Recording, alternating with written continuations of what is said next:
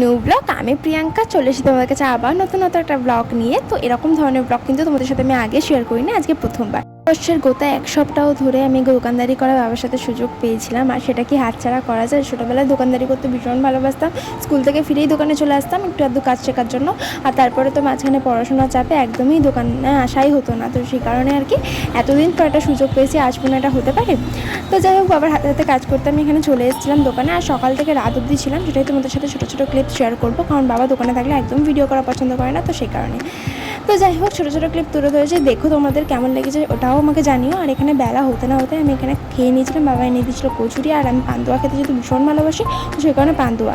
আর ঠিক 2:45-র সময় দোকান বন্ধ করে আমরা চলে গেছিলাম বাজারে, একটু বাজার করতে। আমরা দুজনে বাজারে চলে গেছিলাম, আর বাজার করে আমরা খাওয়া দাওয়া করে একটু রেস্ট নিয়ে আবার 4টের সময় বেরিয়ে পড়েছিলাম দোকানে যাওয়ার জন্য। তো এখানে আমরা দোকানেও চলে এসেছি, দেখতেই পাচ্ছ। তো থেকে কিন্তু আমি বিজনেসদারের মেয়ে, তো বিজনেস করতে আমার কিন্তু ভীষণ ভালো লাগে।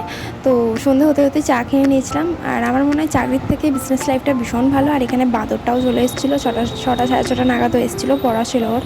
কিন্তু সময় পেলেই বাবার কাছে চলে আসে বাবার সাথে হাতে হাতে কাজ করে দেওয়ার জন্য। আর ও কিন্তু ভীষণ ভালো দোকানদারি করতে পারে, আমার থেকেও ভালো। আর আমি দোকানদারি করে অনেক ভালো ভালো রিভিউ পেয়েছি।